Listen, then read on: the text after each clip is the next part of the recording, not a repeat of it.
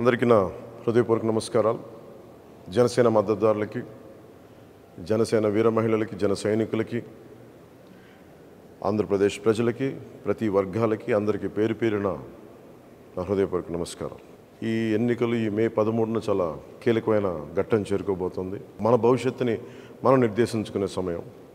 దీంట్లో భాగంగా మీ అందరినీ నా విన్నపం, నా విజ్ఞాపన, నా అభ్యర్థన, వైసీపీ వ్యతిరేక ఓటుని చీలనివ్వకుండా అందరం ఒకే మాట మీద నిలబడి ఎక్కడైతే భారతీయ జనతా పార్టీ అభ్యర్థులు ఉన్నారో వారికి మన సంపూర్ణ బలం టీడీపీ జనసేన బలం ఇవ్వడం, అలాగే టీడీపీ ఎక్కడైతే నిలబడిందో సంపూర్ణంగా జనసేన బీజేపీ మద్దతుదారులు, జన సైనికులు, కార్యకర్తలు, బీజేపీ కార్యకర్తలు అందరూ మద్దతు ఇవ్వడం, అలాగే జనసేన పోటీ చేస్తున్న చోట టీడీపీ మద్దతుదారులు, టీడీపీ కార్యకర్తలు, టీడీపీ మహిళలు అందరూ కూర్చొని జనసేనకి మద్దతు ఇవ్వడం. సమిష్టిగా ఇది కూటమి గెలుపు, ఆంధ్రప్రదేశ్ గెలుపు.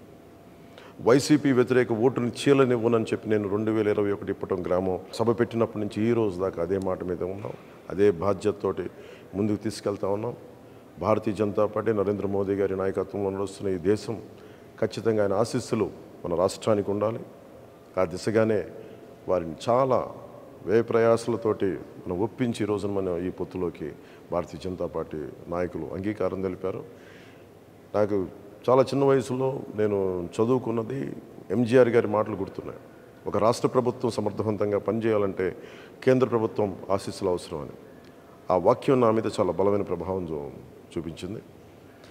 ఎందుకంటే మన కేంద్ర ప్రభుత్వం లేకుండా ఈ ఫెడరల్ స్ట్రక్చర్లో కేంద్ర ప్రభుత్వం సహాయ సహకారాలు లేకుండా ముందుకు నడవటం చాలా చాలా కష్టం.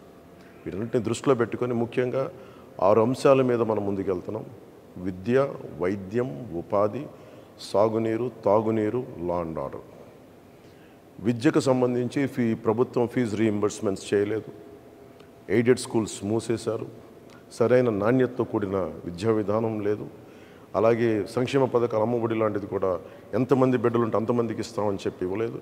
ఒకరికి ఇచ్చి మరి అందరికి ఇచ్చిన భ్రమ కల్పించారు. అలాగే ఎయిడెడ్ స్కూల్స్ దాదాపు 7,000 పైచిలకు ఎయిడెడ్ స్కూల్స్ మూసేశారు. ఇప్పుడు వాటిని కూడా ప్రైవేటైజ్ చేసే ప్రయత్నాలు జరిగినాయి. కొన్ని చోట్ల అడ్డుకున్నా, కొన్ని చోట్ల కుదరలేదు, కొన్ని చోట్ల ప్రైవేట్ పరం అయిపోయినాయి.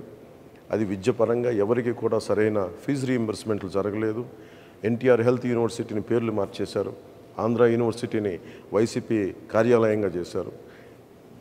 విశ్వవిద్యాలయాల్లో కూడా వైసీపీ ప్రభుత్వం తాలూకు పోకడ, దాని జోక్యం నిజంగా విశ్వవిద్యాలయాల తాలూకు ఔన్నత్యాన్ని, ఉన్నతిని మంటగలిపింది. ఇవన్నీ మార్చుకోవడం, భవిష్యత్తులో నాణ్యమైన విద్య, విశ్వవిద్యాలయాల తాలూకు దాని తాలూకు సమగ్రత కాపాడుకునేలాగా ఉంటాం. అలాగే మనకి వైద్యానికి సంబంధించి మనం ప్రతి కుటుంబానికి 25 లక్షల రూపాయలు మనం హెల్త్ ఇన్సూరెన్స్ ఇస్తూ ఉన్నాం కూటమి ప్రభుత్వం తరపు నుంచి. అలాగే primary health care, secondary health care, tertiary health care అన్ని గవర్నమెంట్ హాస్పిటల్స్ని చాలా బలోపేతం చేస్తాం. అది కూటమి ప్రభుత్వం తీసుకున్న నిర్ణయం. అలాగే ముఖ్యంగా ఎక్కడైతే మనకి పొల్యూషన్ ఉందో, కాలుష్యం ఉందో, కాలుష్యం ఆరోగ్యాన్ని ఇబ్బంది పెడుతుందో ఆ కాలుష్య నియంత్రణ మండలి ద్వారా వాటిని సరిచేసే బాధ్యత కూటమి ప్రభుత్వం తీసుకుంటుంది. ఉపాధి మనకి వచ్చి అన్ని మెగా డిఎస్సిని రిలీజ్ చేస్తాం, డిఎస్సి రిలీజ్ చేస్తాం, 18,000 పైచిలకు పోస్టులను భర్తీ చేస్తాం, పోలీస్ కానిస్టేబుల్స్, ఎస్ఐలు పోస్టులు భర్తీ చేస్తాం, నిరుద్యోగాన్ని రక్కసిని పారదోలుతామని చెప్పి మనకి ప్రభుత్వంలోకి వచ్చిన వ్యక్తి కనీసం పట్టుమని 10 ఉద్యోగాలు కూడా ఇవ్వలేదు. కేవలం అరాకొర సంక్షేమంతో దాన్ని ఎక్కువ అడ్వర్టైజ్మెంట్స్ తోటి ముందుకు తీసుకెళ్ళి సంక్షేమాన్ని కూడా సంపూర్ణంగా చేయలేకపోయిన ప్రభుత్వం, ఉపాధి ఇవ్వలేకపోయిన ప్రభుత్వం, మనకి జాబ్ క్యాలెండర్ రిలీజ్ చేయలేని ప్రభుత్వం. ఇది మారాలి అంటే ఖచ్చితంగా మన కూటమి ప్రభుత్వం రావాలి.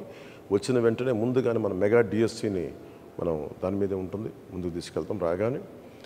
అలాగే సిపిఎస్ కాంట్రిబ్యూటరీ పెన్షన్ స్కీమ్కి సంబంధించి మాట ఇచ్చి మరి వెనక్కి వెళ్ళిపోయాడు. వారం రోజుల్లో సంతకం పెడతానని చెప్పిన వ్యక్తి ఈ రోజున దాన్ని గాల్లోకి వదిలేశాడు.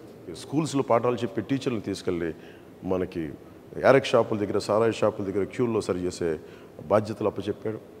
ఇది వారిని మన గురు బ్రహ్మ, గురు విష్ణు, గురు దేవ మహేశ్వర అని చెప్పి మనం గురువుని ప్రార్థించుకునే పరిస్థితుల్లో తీసుకొచ్చి మద్యం షాపుల దగ్గర పనిచేసే విధంగా ఈ ప్రభుత్వం గురువులను అవమానం చేసింది. ఉద్యోగులకి సిపిఎస్ ఇవ్వలేదు. వీటన్నిటిని దృష్టిలో పెట్టుకొని నేను గురువులకి గౌరవం ఇచ్చేలాగా, వారికి వేతనం సకాలంలో అందేలాగా అలాగే సిపిఎస్, నేను ఉమ్మడి ఆంధ్రప్రదేశ్ మాజీ ప్రభుత్వ ఉద్యోగ కొడుకుగా నాకు కష్ట నష్టాలు తెలుసు. ఈ రోజుకి మా అమ్మకి మా నాన్నగారి పెన్షన్ అందుతూ ఉంటుంది. దానికి తాలూకు ఆ కష్టం తెలుసు నాకు. అలాంటిది కంట్రిబ్యూటరీ పెన్షన్ స్కీమ్ పదవి విరమణ చేసిన ఉద్యోగులందరికీ కూడా సంవత్సరం లోపు నేను మీకు మాటిస్తున్నాను. సంవత్సరం లోపు దీనికి పరిష్కారాన్ని కనుక్కొని మీ పదవీ విరమణ మీకు భయపెట్టేది కాదు, మీకు భరోసా ఇచ్చేదిలాగా ఉంటుందని చెప్పి మనస్ఫూర్తిగా నేను మీకు పదవి విరమణ చేయబోతున్న ఉద్యోగులందరికీ నేను తెలియజేసుకుంటా ఉన్నాను. నేను మీకు మాటిస్తున్నాను, సంవత్సరం లోపు దానికి పరిష్కార మార్గాన్ని కనుక్కొని మేము పారిపోం. నేను మీకు మాటిస్తాను, నేను నిలబడతాను. అలాగే సాగునీరు, మనకి ఇన్ని ప్రాజెక్టులు ఉన్నాయి. ఈరోజు మెగా ప్రాజెక్టు 2004 నుంచి ప్రత్యేకించి జల యజ్ఞం మన పదం అనే కానీ జల దోపిడీ అయిపోయింది.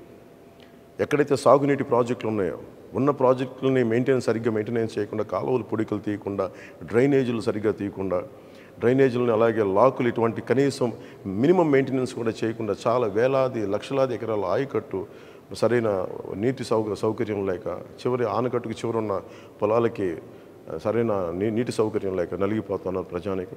గిట్టుబాటు ధర లేదు, మద్దతు ధర లేదు, ధరల స్థిరీకరణ నిధిని సంపూర్ణంగా అది తీసుకెళ్ళలేదు. అందుకని నేను కౌలు రైతులకి సొంత డబ్బుని ఇచ్చిన వాడిని.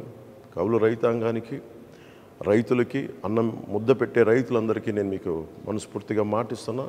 మీ క్షేమం కోసం, మీ సంక్షేమం కోసం కూటమి ప్రభుత్వం అండగా ఉంటుంది. అలాగే ముందు బాధ్యతగా మొదటి రాగానే ఏవైతే మైనర్ ఇరిగేషన్, చిన్న ఇరిగేషన్ ప్రాజెక్ట్స్ ఉన్నాయో వాటిని తొందరగా పూర్తి చేయడంతో పాటు ఉన్న ఇరిగేషన్ ప్రాజెక్ట్స్ని సమర్థవంతంగా పనిచేసేలా తీసుకుంటాం. ఇరిగేషన్, డ్రైనేజ్ వీటన్నిటిని సరి చేస్తామని మీకు అందరికీ మాటిస్తూ, మీకు రైతు భరోసా కేంద్రాల దగ్గర నుంచి ప్రభుత్వం నుంచి మీకు సరైన మద్దతు రాలేదు. అవి బాధ్యతగా తీసుకొని అది మీ సంక్షేమం మా మొదటి బాధ్యత. దానికోసం మేము వెన్నంటే ఉంటాం. మీ కష్ట నష్టాలకి కూర్చొని వీళ్ళలాగా మీ కష్టాలు వస్తే వర్షం పడితే రైతుల్లో మొలకలు రాక ఏమొస్తుందని చెప్పి దిగజారుడే మాటలు అలాంటి ప్రభుత్వాలు కాకుండా బాధ్యతగా మీరు ఒక మాట మాట్లాడితే చేతులు కట్టుకొని మీ దగ్గరికి వచ్చి మేము మీ సమస్యలను తెలుసుకొని మేము మీకు అండగా ఉంటాం. అలాంటి ప్రభుత్వం రాబోతుంది కూటమి ప్రభుత్వం. తెలియజేసుకుంటూ రైతన్నలకు తెలియజేసుకుంటూ ముఖ్యంగా మనకి తాగునీరు ఏ మూలకెళ్ళినా, ఏ నియోజకవర్గానికి వెళ్ళినా మినిమం కనీసం ప్రాథమిక హక్కు అది మంచి నీరు రావటం అనేది. అలాంటి మంచినీరు కూడా ఇచ్చే పరిస్థితుల్లో లేదు. కేంద్ర ప్రభుత్వం జల్ జీవన్ మిషన్ అనే ప్రధానమంత్రి గారి ఆధ్వర్యంలో ప్రధానమంత్రి జల్ జీవన్ మిషన్కి నిధులు వచ్చినా కానీ ఈ ప్రభుత్వం దాన్ని ముందుకు తీసుకెళ్ళలేదు.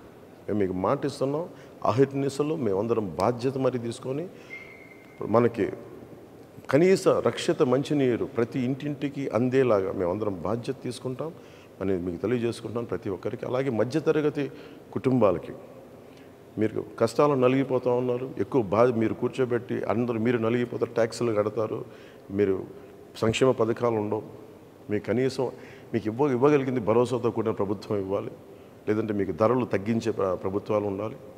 అందుకనే కూటమి పెట్టుకుంది ముఖ్యంగా 3 సిలిండర్లు మహిళలకి ఉచితంగా ఇవ్వాలని, బస్సు ప్రయాణం ఉచితంగా ఉండాలని ఇలాంటి సంక్షేమ పథకాలతో ముందుకు వస్తున్నాం. ముఖ్యంగా నిరుద్యోగులకి ప్రతి నెల మనకి ఉద్యోగం లేనప్పుడు నిరుద్యోగ భృతి వీటన్ని ముందుకు తీసుకెళ్తాం. ఎన్నోసార్లు జనవాణి కార్యక్రమంలో నేను ఒకటి నిర్ణయించుకున్నాను.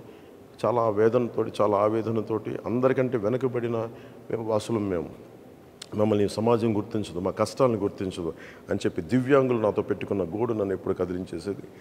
దాంట్లో భాగంగానే మనకి తెలుగుదేశం, జనసేన ఉమ్మడి మన మేనిఫెస్టో కమిటీ కూర్చొని ప్రత్యేకించి దీని మీద దృష్టి సారించి ప్రతి దివ్యాంగులకి 6,000 రూపాయలు నెలకి ఇంటికి వచ్చి అందజేసేలాగా, అలాగే ఎక్కడైతే